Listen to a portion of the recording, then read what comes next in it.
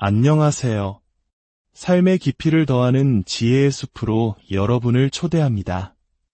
오늘 우리가 함께 나눌 이야기가 여러분의 마음에 깊은 평화와 은총을 가져다 준다면 구독과 좋아요를 통해 이 거룩한 메시지를 더 많은 이들과 나눠주시길 바랍니다. 여러분의 작은 손길이 누군가에게는 큰 위로와 빛이 될 수 있습니다. 주님의 축복이 여러분과 함께하길 빕니다. 이제 성부와 성자와 성령의 이름으로 아멘. 예수, 마리아, 요셉의 거룩한 이름이 이제와 영원히 찬미받으소서.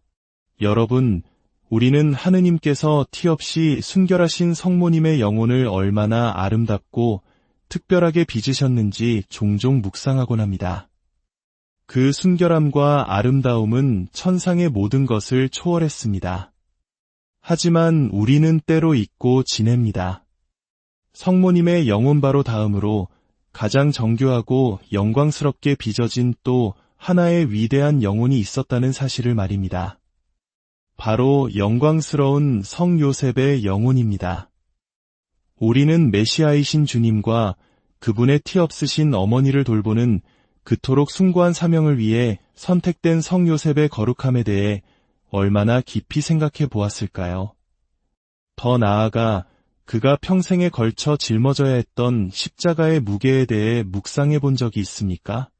성모님께서 십자가에 달리신 그리스도의 모든 상처와 온 인류의 죄의 무게를 함께 짊어지신 공동 구속자이시라면 성모님 다음으로 가장 거룩했던 요셉 성인이 그의 어깨에 짊어져야 했던 십자가의 무게는 과연 어느 정도였을까요? 성모님께서 당신의 사명에 가장 완벽한 분이셨고 우리가 그분의 작은 공동 구속자들이라면 오늘날 우리가 기억하는 성 요셉은 어떤 분일까요? 그는 분명 가장 완벽한 작은 공동 구속자였으며 성모님의 마음을 가장 완벽하게 위로해드린 분이었습니다. 신학자들은 요셉 성인에게 프로토둘리아라는 특별한 칭호를 부여했습니다. 이는 성인들 가운데 첫째가는 공경을 의미하며 그를 모든 성인 중 가장 첫자리에 모셔야 함을 뜻합니다. 그렇다면 요셉 성인에게 이러한 특별한 공경이 주어져야 할까요?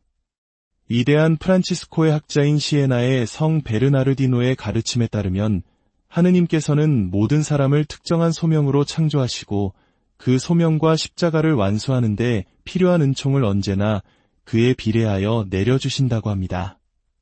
그렇다면 영광스러운 성 요셉을 보십시오. 그는 비교할 수 없이 숭고한 이중의 사명, 즉 이중의 소명을 받았습니다. 그는 하느님의 어머니이신 마리아의 배필이었으며 동시에 살아계신 하느님의 아들이시오 사람이 되신 말씀, 예수님의 양아버지였습니다. 요셉 성인의 이중 소명이 이토록 숭고했기에 하느님께서는 위대한 사명을 완수할 수 있도록 그에 상응하는 막대한 은총을 아낌없이 부어주셨습니다. 그렇다면 갈바리아의 시간이 오기 전 그가 짊어졌던 공동구속의 고통을 우리는 어떻게 헤아릴 수 있을까요?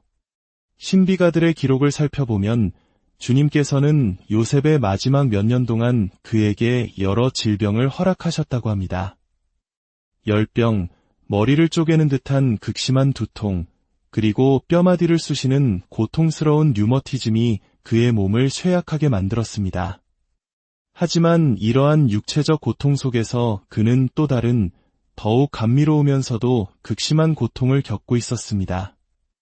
바로 그의 불타는 사랑의 열화에서 비롯된 고통이었습니다. 그의 사랑은 너무나 맹렬하여 그의 순결한 영혼이 황홀경에 빠져들 때마다 만일 주님께서 그의 육신을 붙들어 주시지 않았다면 그의 몸은 산산조각 나고 말았을 것입니다. 주님께서는 이 사랑의 고뇌 속에서 그가 연약한 육신의 한계로 인해 죽음에 이를 때까지 고통받도록 허락하셨습니다. 그의 영혼은 진실하고 순수했으며 불타는 사랑으로 가득 차 있었지만 그는 단 한 번도 불평하지 않았습니다. 생애 마지막 8년 동안 겪었던 그 어떤 시련과 극심한 고통에 대해서도 수많은 병마의 십자가를 지면서도 그는 결코 불평의 말을 입에 담지 않았습니다. 시간이 흐르면서 그의 기력은 점차 쇠해졌고 아담의 모든 자녀가 치러야 할 피할 수 없는 마지막 대가인 죽음에 가까워졌습니다. 신비가들의 기록은 이렇게 전합니다. 그가 영원한 안식으로 떠나기 전날 그는 하느님 사랑으로 불타올라 24시간 동안 지속되는 탈원 상태에 빠졌습니다.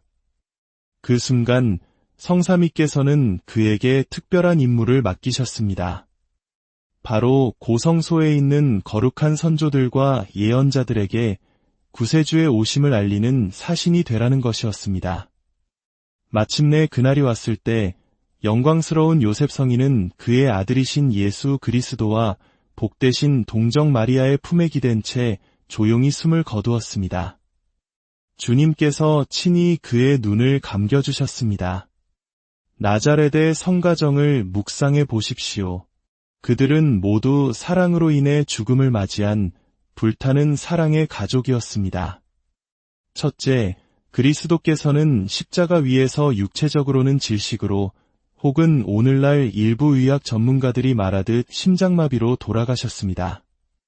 창이 그의 거룩한 심장을 꿰뚫었을 때 성경은 곧 피와 물이 쏟아져 나왔다고 기록하는데 이는 심장 파열의 의학적 징후라고 합니다.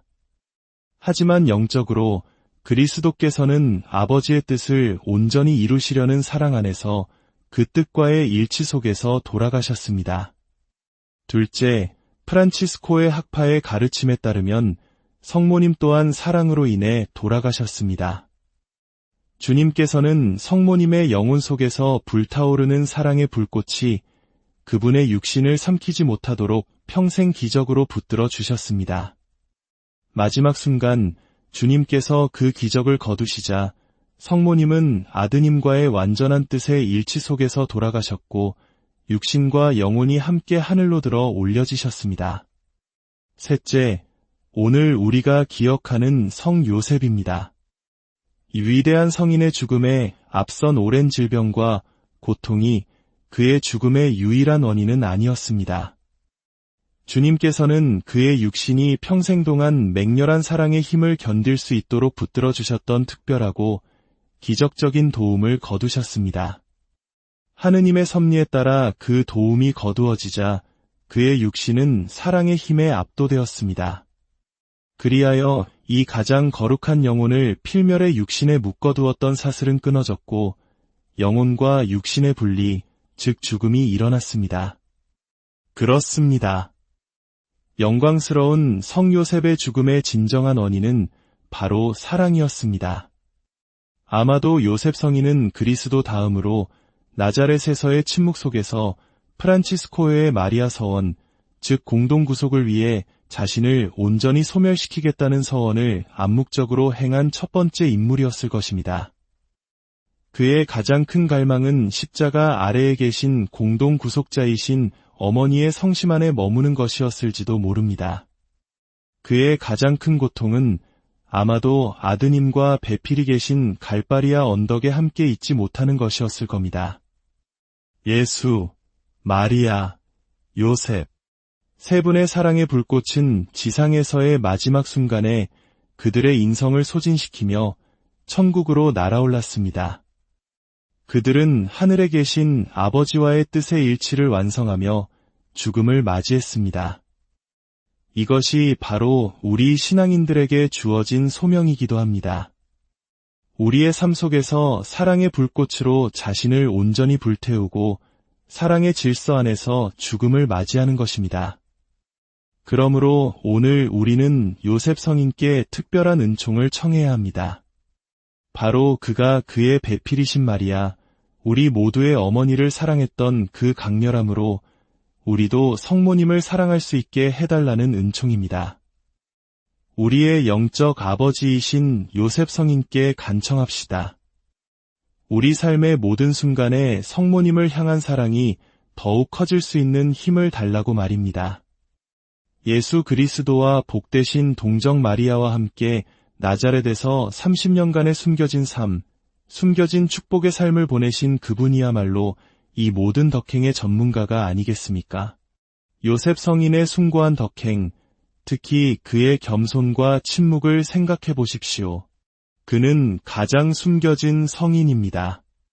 성경에 그가 한 말이 몇 마디나 기록되어 있습니까? 단 한 마디도 없습니다. 요셉은 깊은 침묵의 성인이었고 오직 사랑과 순명이 필요할 때만 말했습니다.